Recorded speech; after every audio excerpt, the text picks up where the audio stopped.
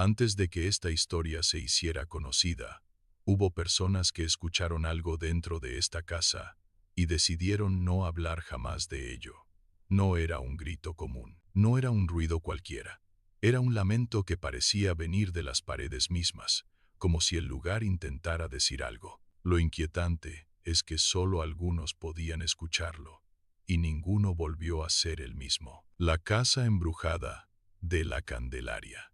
Terror en Colombia. Este caso no pertenece a una leyenda antigua ni a un relato exagerado por el turismo. La llamada Casa Embrujada de la Candelaria es uno de los secretos mejor guardados del centro histórico de Bogotá. No aparece en guías oficiales ni en recorridos nocturnos, pero su historia ha sobrevivido en testimonios de vecinos, policías y trabajadores que tuvieron contacto directo con el lugar. La Candelaria es conocida por sus calles coloniales, casas antiguas y edificios que cargan siglos de historia. Sin embargo, en una de sus calles más estrechas, existe una vivienda que durante años fue evitada incluso por quienes vivían a pocos metros. No por superstición, sino por experiencias demasiado concretas para ser ignoradas. Los primeros reportes documentados surgieron a mediados del siglo XX, cuando una familia abandonó la casa de forma repentina,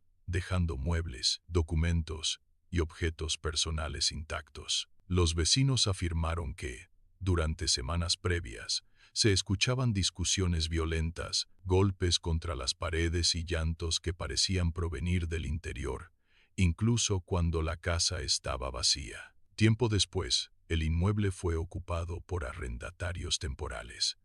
Ninguno permaneció más de unos meses. Todos coincidieron en fenómenos similares: puertas que se cerraban solas, pasos en el segundo piso cuando no había nadie más y una sensación constante de frío localizado, especialmente en una habitación específica. Algunos aseguraron escuchar respiración muy cerca del oído mientras dormían. Uno de los testimonios más inquietantes pertenece a un estudiante universitario que alquiló una habitación allí. Declaró que cada madrugada, a la misma hora, se despertaba con la certeza de que alguien estaba parado junto a su cama. No veía nada, pero sentía el peso de una mirada fija. Una noche, al encender la luz, encontró marcas oscuras en la pared, como si alguien hubiera apoyado las manos durante mucho tiempo. Abandonó la casa al día siguiente.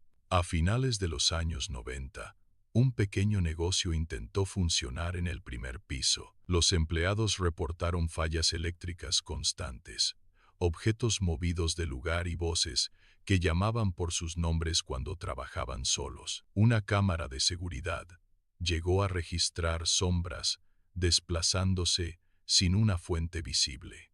El local cerró sin explicación oficial. Un exagente de policía relató que acudió al lugar tras una denuncia por ruidos nocturnos. Al ingresar, encontró la casa completamente vacía, pero escuchó pasos claros en el piso superior. Al subir, el sonido se detuvo. En su informe escribió una frase inusual: el inmueble presenta actividad no atribuible a personas. El caso fue archivado. Investigadores del fenómeno paranormal en Colombia sostienen que la casa fue escenario de múltiples episodios de violencia doméstica y muertes no aclaradas a lo largo de décadas. No un solo evento trágico, sino una acumulación de hechos que dejaron una marca profunda en el lugar. Según esta teoría, la casa no está habitada por una entidad específica, sino por una presencia fragmentada, formada por miedo, dolor y recuerdos que no encontraron cierre. Hoy, oficialmente, la casa no está embrujada. No hay denuncias activas ni procesos legales abiertos. Sin embargo, nadie vive allí de forma permanente. Las ventanas permanecen cerradas, las luces no se encienden, y quienes pasan de noche aseguran que, a veces, se escuchan golpes suaves desde adentro, como si alguien caminara lentamente por habitaciones que ya no deberían existir. En la Candelaria, hay quienes dicen que la casa no intenta asustar, dicen que intenta recordar. Y quizás por eso, quienes se detienen demasiado tiempo frente a ella, sienten algo difícil de explicar. la certeza incómoda de que el lugar sabe que están ahí y no les gusta ser observados. Con el paso del tiempo, comenzaron a surgir relatos que nunca llegaron a denuncias formales, no porque no fueran graves, sino porque quienes los vivieron entendieron que explicar lo ocurrido no cambiaría nada, solo los expondría. Uno de los testimonios más inquietantes proviene de un restaurador contratado para evaluar el estado estructural de la casa. Aseguró que, mientras trabajaba solo en el segundo piso, escuchó pasos lentos recorriendo el pasillo detrás de él. Pensó que era un compañero, hasta que recordó que nadie más había entrado. Al girarse, no vio a nadie, pero sintió un cambio brusco en el aire, como si el ambiente se hubiera vuelto más pesado. Minutos después, encontró huellas de pies descalzos marcadas en el polvo del suelo. No eran suyas. Otro relato pertenece a una mujer que vivía en la casa contigua. Durante meses, escuchó golpes suaves en la pared que compartía con la vivienda abandonada. No eran constantes. Ocurrían siempre después de la medianoche. 3 golpes. Silencio. 3 golpes más. Una noche, al apoyar el oído contra la pared, escuchó una respiración profunda del otro lado. A la mañana siguiente, encontró grietas nuevas que no estaban antes, como si algo hubiera presionado desde dentro. Un exvigilante nocturno del sector confesó que evitaba pasar frente a la casa después de cierta hora. Dijo que, en varias ocasiones, vio luces encenderse brevemente en el interior, siempre en la misma habitación.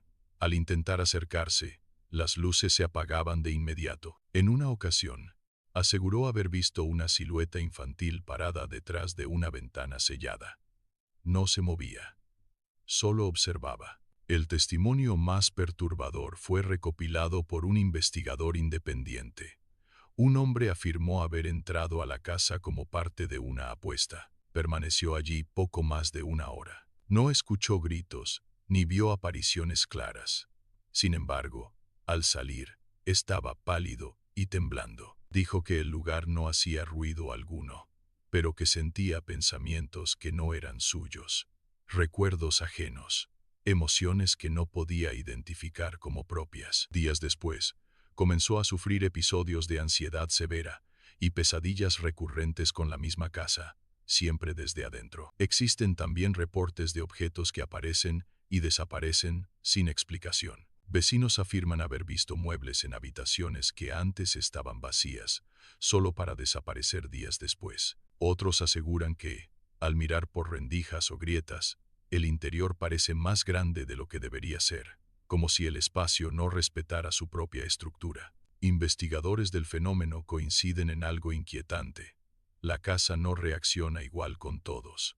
Algunas personas no sienten nada, otras experimentan miedo extremo, confusión o una sensación de invasión mental, como si el lugar eligiera a quién mostrarle algo y a quién no. Hoy, la casa sigue cerrada. No se arrienda, no se restaura, no se menciona oficialmente, pero en la Candelaria, muchos saben que no está vacía, porque según quienes han estado demasiado cerca, la casa no solo guarda recuerdos, los comparte, y no todos regresan siendo los mismos. Durante años, el sonido fue descrito de muchas formas.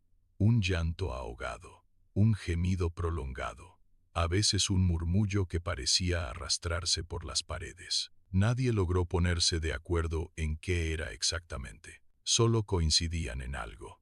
Siempre se escuchaba cuando la casa estaba completamente en silencio, y siempre provenía del mismo punto del interior. Investigaciones independientes permitieron reconstruir una parte del pasado de la vivienda. A finales del siglo XIX, la casa perteneció a una familia marcada por episodios constantes de violencia doméstica. Los registros parroquiales mencionan la muerte de una mujer joven dentro del inmueble, atribuida oficialmente a una enfermedad repentina. Sin embargo, testimonios orales transmitidos por generaciones hablan de encierro, golpes y una larga agonía ocurrida sin testigos. Se dice que la mujer fue confinada durante semanas en una habitación interior, lejos de la calle, lejos de cualquier ayuda. Vecinos de la época relataron haber escuchado súplicas apagadas por las noches, lamentos que nunca recibieron respuesta.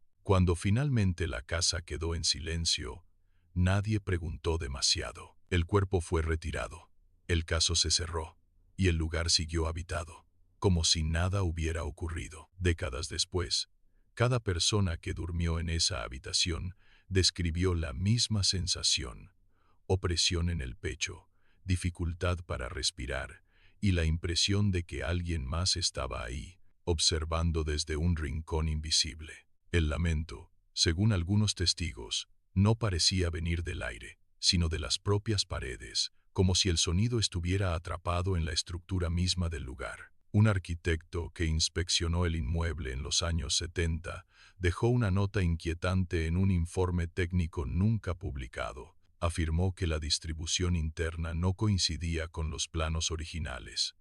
Había un espacio que no figuraba en ningún registro, una habitación sellada detrás de un muro antiguo. Nunca fue abierta oficialmente. Investigadores del fenómeno paranormal sostienen que el lamento no pertenece a una entidad errante, sino a un momento específico que nunca terminó. Un sufrimiento prolongado, contenido y repetido, hasta quedar impregnado en el lugar.